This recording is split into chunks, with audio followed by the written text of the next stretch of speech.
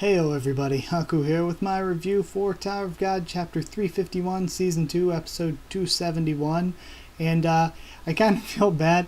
It was a long chapter, but I also feel like my live reaction was kind of long, and I also accidentally said live reaction and review instead of just live reaction for yesterday's video, but I felt like I was distracted through a lot of it by how laggy the site was, and for some reason today when I went and read through a few more times to take notes and everything, it was like it wasn't as laggy. Like there was still a little bit of lag there, but it's like the page doesn't lag to load, it loads like instantly, and like it's just that when reading, when scrolling, it lags really badly.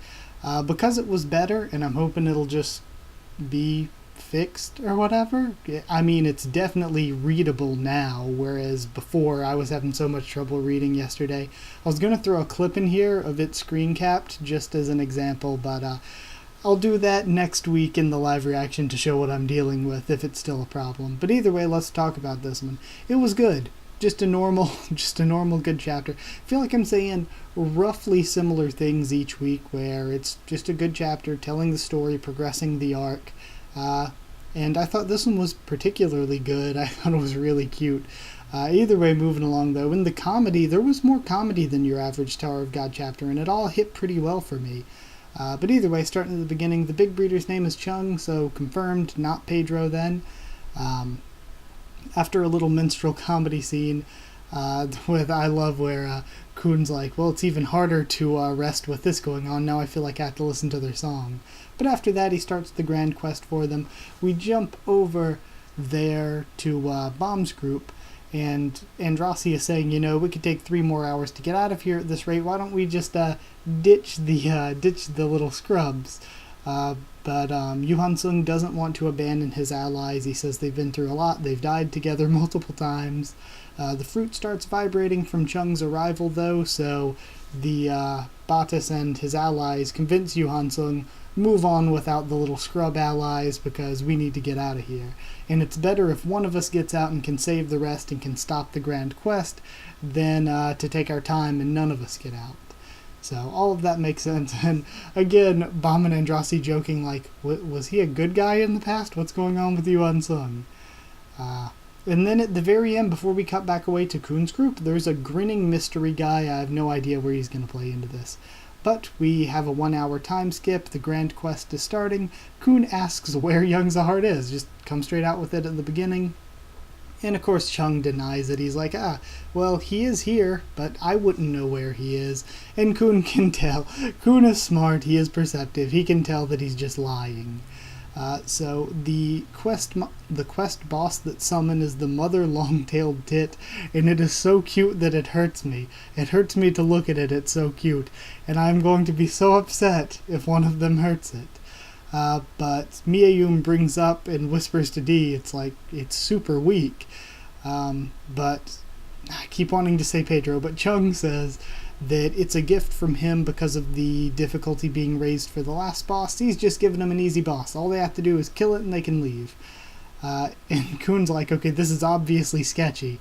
I love that it's a combination of it's not really like lined out for us, outlined for us whether Kun's doing this because he knows it's a trap to try to get them to finish it early, or if it's because Kun actually does think there's some danger if they attack it because he overthinks simple things. So I thought that everything with Kun was great this chapter. Mi-eum is adorable. Every time we see her shaking her little fist, yay, big breeder, and all of that. She's just the cutest thing. Kun and Boro then wait because Kun doesn't trust it. Rak is raging because he just wants to kill it and get it over with.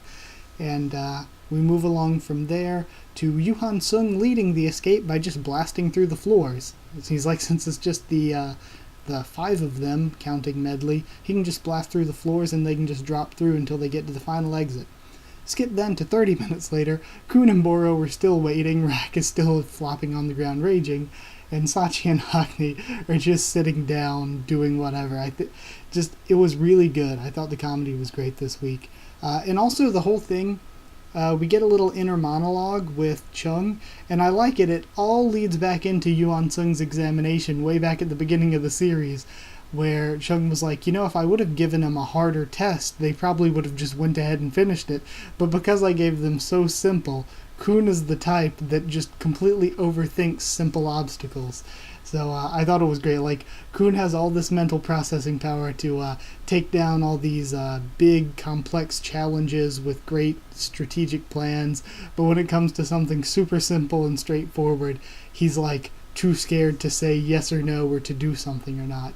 And I love how that is just, it calls back to the very beginning, and it shows that a character trait for Kun is still there. So I really, really loved everything with Kun. Then the final door, Bomb's group gets to it. Bomb unlocks it with the black hole sphere, which, of course, I guess it makes sense. Yuan Sung then recognizes him as V or relative to V. He says that, I see, this is the guy, V. So either, maybe he's saying in his head, this is the guy you've been looking for, V. Maybe he knows V. Maybe that's why he works for FUG.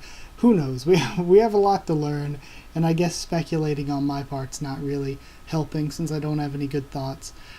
I think maybe he met Data V. Maybe not the real V, because he's not that old, I would guess.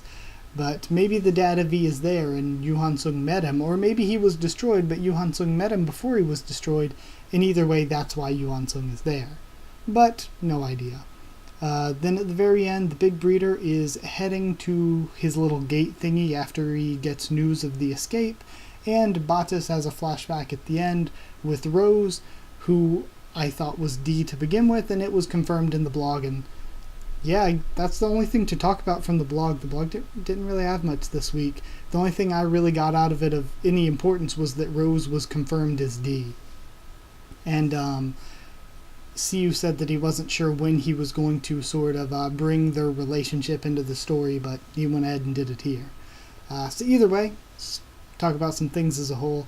I love the chapter as a whole. Like I said, it's normal, just moving the plot forward. I thought the writing with Kun was great, like keeping his character the same, but also the writing with each member of Bomb's group. I love Batis so much already. He doesn't seem like, I don't really know if he's much of a fighter. I can't really tell. Compared to Bomb and Andrasi and Yuan Sung, I've just kind of been assuming he's weak, but then again, he did take out the sworn enemy with the gun that time, so maybe he isn't that weak. I have no idea what Batis' strength is. But I like his character. I like that Yuan Sung showed that kindness and consideration for his allies here. Of course, Bomb is normal, just Bomb this chapter. But Andrasi, I don't like it, agree with her, but I like it in terms of it fits her character when she was like, yo, let's just ditch the scrubs and get out of here. I like that because, again, it fits with her the way she was in the very beginning, where she's just like, why don't we just step on who we need to step on to climb higher?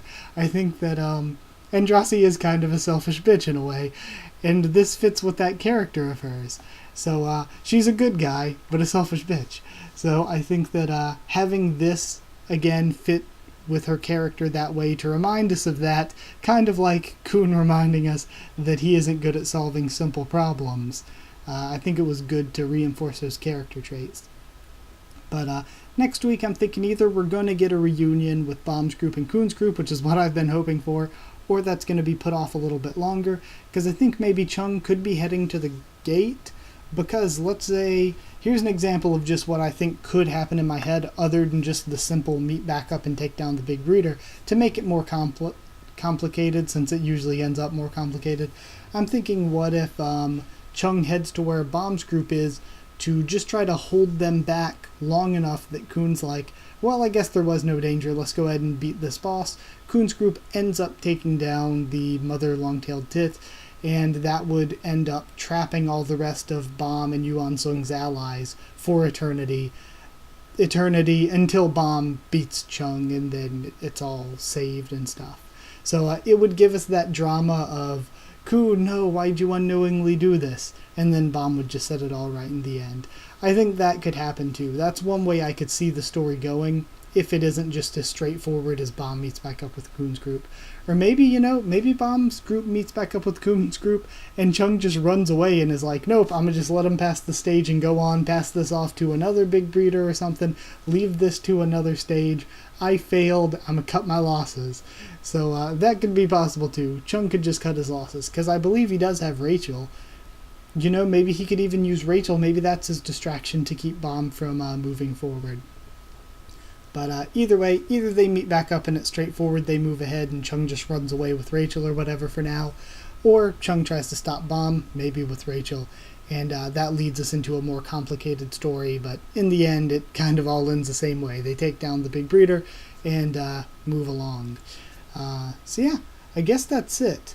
I'm almost the more complicated thing I'm thinking is what I think is more likely, just because especially with the story with Bottas and D, I just think with this stage we have more story to see than just the simple reunion at this point, as much as I would like to see that actually.